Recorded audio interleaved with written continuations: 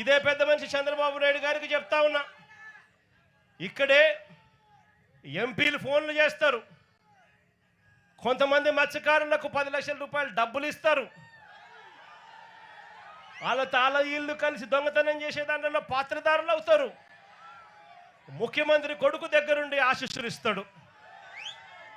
మార్చి 12వ తారీఖు ఆయన వచ్చి చేసుకోపోండి అని ఆశీస్సులు ఇస్తాడు. మార్చి 16వ తారీఖున దొంగతనం జరుగుతుంది. ఇంతకన్నా దిక్కుమాలిన ప్రభుత్వం ప్రపంచ చరిత్రలో ఇంకేదైనా ఉంటుందా అని అడుగుతా ఉన్నా మిమ్మల్ని అందరినీ కూడా. నేను అందరికీ కూడా ఒకటే చెప్తా ఉన్నా, చంద్రబాబు నాయుడు గారి వల్ల ఇవాళ రాష్ట్రంలోని ప్రతి సెక్షన్ కూడా, ప్రతి ఒక్కరూ కూడా ఈ పొద్దు చంద్రబాబు నాయుడు గారిని చీదరించుకుంటా ఉన్న పరిస్థితి.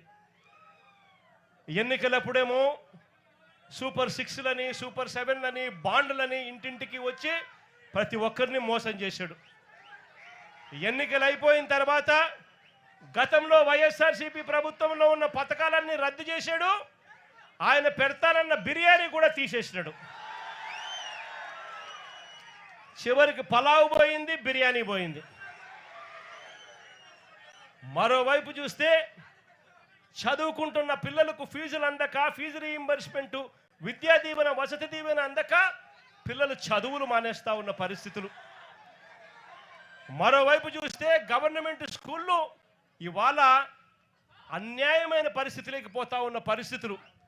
గోరుముద్ద కింద మనం తీసుకొచ్చిన పథకం ఈరోజు చిన్నారులు మంచి భోజనం కూడా పెట్టలేని పరిస్థితిలో ఈ రాష్ట్ర ప్రభుత్వం పనిచేస్తూ ఉంది. పిల్లల చేతుల్లో ట్యాబులు కలపడాల్సిన చోట ఇంగ్లీష్ మీడియం బడుల కింద గవర్నమెంట్ బడులు జరగాల్సిన చోట పిల్లలకు ఈరోజు నాసిరకం చదువులు అందుతూ ఉన్నాయి. మరోవైపున చూస్తే ఆరోగ్యశ్రీ పథకం పూర్తిగా పడకేసింది.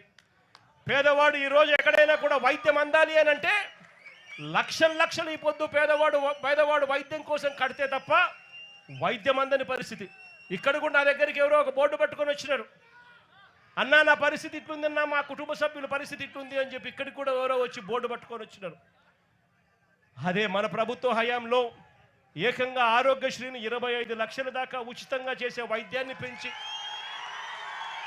3300 ప్రొసీజర్లకు తీసుకొని పోయి ఏ పేదవాడికి వైద్యం బాగోలేకపోయినా కూడా ఆ పేదవాడి చిక్కటి చిరునవ్వుతో వైద్యం అందించిన పరిస్థితి నుంచి ఈరోజు నెట్వర్క్ హాస్పిటళ్ళు పేదవాడిని బోర్డు తిప్పేస్తా ఉన్న పరిస్థితులకి, ఈరోజు పేదవాడు కనపడితే బోర్డు తిప్పేస్తా ఉన్న పరిస్థితులకి ఈరోజు నెట్వర్క్ హాస్పిటల్ తయారయ్యారంటే వైద్యమే స్థాయిలోకి దిగజారిందో చెప్పాల్సిన పనుల. మరోవైపున చూస్తే ఉచిత పంటల బీమా గాలికి ఎగిరిపోయింది.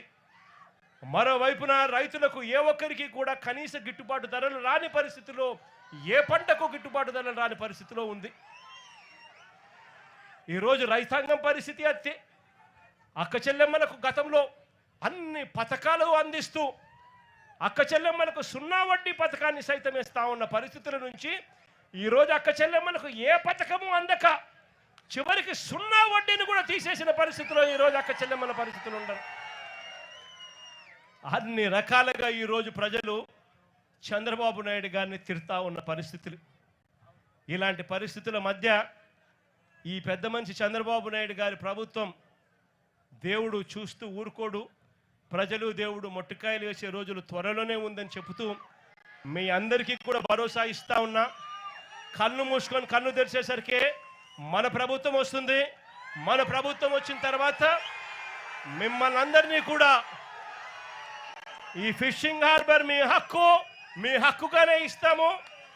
అంతేకాదు ఈ ఫిషింగ్ హార్బర్ల పరిధిలో ఉన్న ప్రతి మత్స్యకార కుటుంబానికి కూడా చెప్తా ఉన్నాను, ఆ పరిధిలో ఉన్న ప్రతి కుటుంబానికి కూడా మంచి జరిగించే విధంగా వాళ్ళందరినీ కూడా గ్రూప్స్ కింద ఫామ్ చేసి ఒక్కొక్క బోటుకు 10 మందిని 12 మందిని ఒక్కొక్క బోటుకు యజమానుల కింద చేస్తూ వాళ్ళందరినీ కూడా ఇంతకుముందు నేను చెప్పినట్టుగా 10% వాళ్ళు కడితే చాలు, 90% రాష్ట్ర ప్రభుత్వం లోన్ల కిందను గ్రాంట్ల కిందను ఇస్తూ వాళ్ళందరినీ ఓనర్లుగా చేసి ఈ ఫిషింగ్ హార్బర్లను వాళ్ళకు అంకితం చేస్తామని కూడా ఈ సందర్భంగా ఖచ్చితంగా చెప్తా ఉన్నా.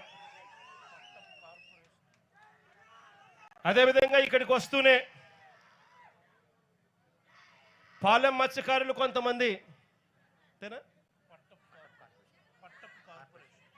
పట్టపు కార్పొరేషన్ కావాలని అడుగుతా ఉన్నారు.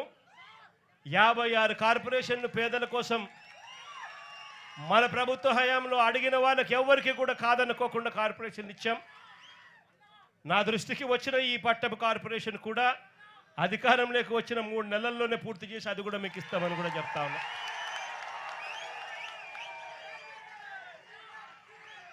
మరొకసారి మీ అందరికీ కూడా భరోసానిస్తూ మంచి జరగాలి, దేవుడు ఖచ్చితంగా మంచి జరిగిస్తాడు, కాస్త భరోసాను మీ అందరికీ ఇవ్వడం కోసం, మీ అందరితో మీ అందరి కష్టాల్లో పాలు పంచుకునే దానికోసం ఈరోజు మీకు సంఘీభావంగా ఈరోజు తెలపడం కోసం నేను వచ్చి మీ అందరికీ తోడుగా ఉన్నానని చెప్పి కూడా తెలియజేసుకుంటూ మీ అందరి ఆప్యాయతలకు పేరు పేరున మరొక్కసారి హృదయపూర్వకంగా 2 చేతులు జోడించి పేరు పేరున హృదయపూర్వకంగా కృతజ్ఞతలు తెలియజేసుకుంటూ సెలవు తీసుకుంటా ఉన్నాను.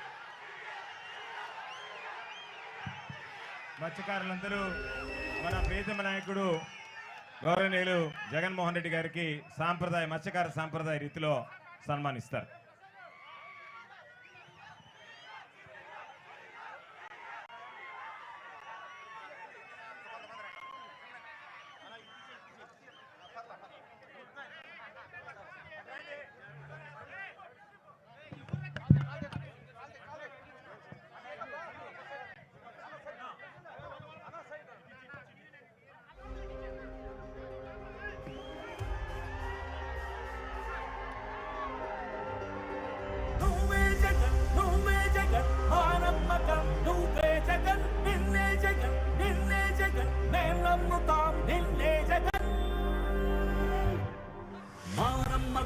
నువ్వే జగన్,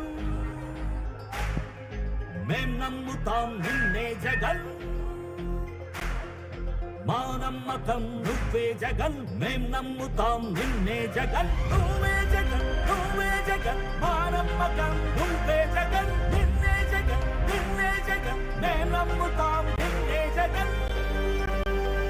నిన్నే జగన్, నిన్నే జగన్, మేం నమ్ముతాం నిన్నే జగన్. నిన్నే జగన్, నిన్నే జగన్, మేం నమ్ముతాం నిన్నే జగన్. ఏ నాటికి ముమ్మాటికి నమ్ముకుంది నిన్నొకడిది మాత్రమే.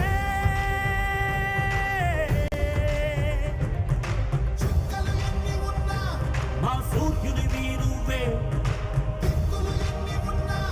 మా దిక్కున నిలబడి తలబడి కలబడి నిలిచిన నేతవు భ్రాతవు దూతవు సామి నువ్వు. మా నమ్మకం నువ్వే జగన్, మేం నమ్ముతాం నిన్నే జగన్.